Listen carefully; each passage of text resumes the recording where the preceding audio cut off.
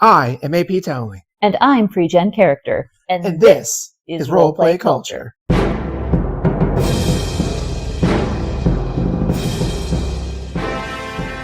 Today, we'd like to tell you a story. A story of how our party turned conflict into collaboration and disagreement into decisiveness. With a role-playing session that might help your parties too.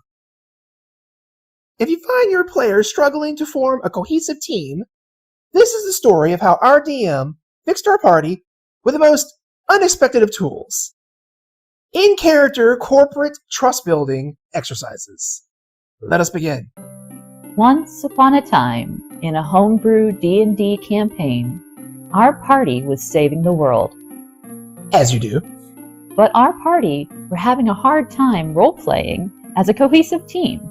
The party consisted of Catnip, the half-elf druid, Finn, the elven ranger, Astrid, the gnomish cleric, Bruce Leroy Green, the human monk, Teddy Mercury, the human bard, and Decoy, son of pig hostage, our half-orc fighter. Our party had met through a standard gathered in a tavern setup, and our campaign was more than a year in. All the players had known each other for years, decades even. Kith and kin all, and we gamed most weekends without issue. But role-playing these characters together was proving difficult. Apparently, some of our good and lawful aligned characters were struggling to justify staying in the party with all of the constant murder hoboing. So our DM devised a plan so evil, it will live in infamy with our party. He sent our characters on a team-building retreat. The session started like any other. We started in town, where we were given instructions to meet a druid in the woods with an important quest. So off we set for a quest with some good combat and better loot. We found the druid, a jovial fellow with a fairy dragon companion, who greeted us warmly and led us deeper into the wild. The druid waxing on with Catnip about nature and balance, bears and deer, etc. And finally we arrived at a clearing with a campfire and a yurt. That's when the strange druid revealed the plot. He had sensed an imbalance and was compelled to correct it through ancient and mysterious rituals, to gently forge us into a cohesive and unstoppable force, ready to face the world-ending evil that loomed over us all. We would become a team. And thus the ritual began. First was the trust fall.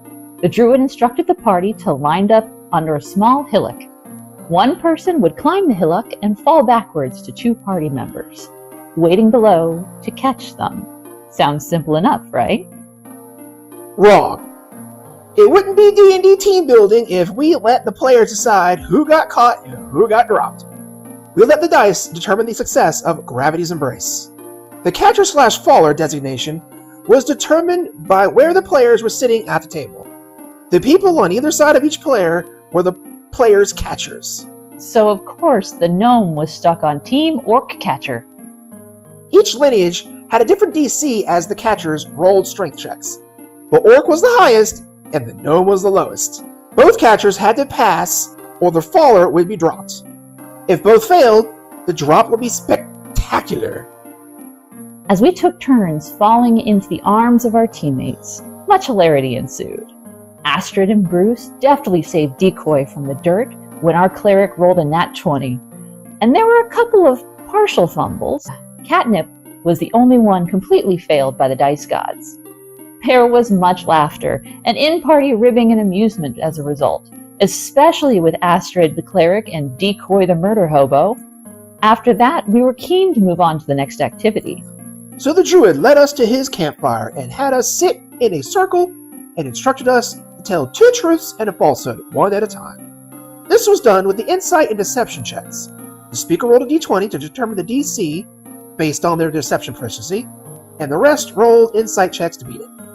If someone succeeds their check, the speaker reveals the lie. If no one succeeds, then it's up to the speaker if they reveal it or not. The druid started the round by telling us he couldn't swim. He lived with 2 bear cubs, and he could wild shape into an owlbear. We rolled, and Finn discovered the owlbear was the lie. After the druid, we each took our turn. This ritual gave the party a fantastic opportunity for roleplay. We were finally able to fill in the parts of our backstories we really wanted to share, for which the story hadn't yet given us an opening. One of Catnip's truth was her real name. The party had been calling her by a nickname given to her because of the cloud of feral cats that circled around her everywhere she went. This revelation led to in-game questions and gave Catnip's player a unique way to tell her story. After the conversations died down, it was time for a ritual gleaned from every terrible self-help seminar in the 80s, the Walk on Coals. The druid led us to a bank of coals and instructed us to cross one at a time. This was a simple acrobatics check, DC 15, or the characters took 2d4 fire damage and had to try again.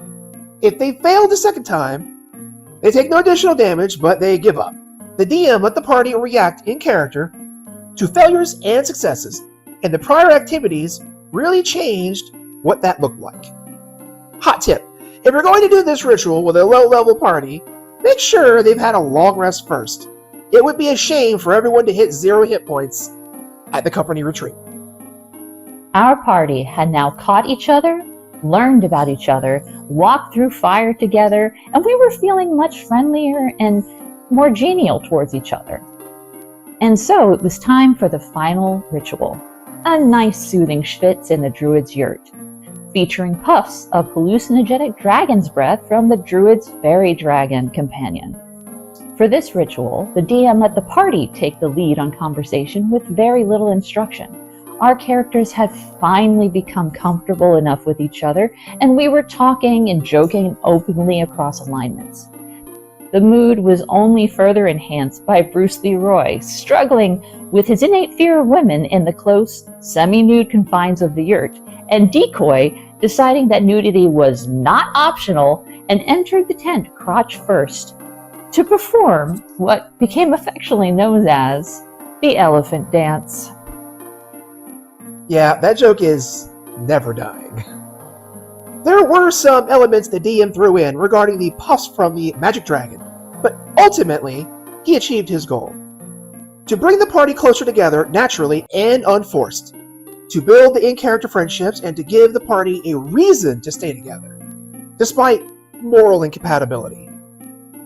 Our game changed significantly after this session. No more infighting, no more alignment-based disagreements, just a party of misfits out to save the world.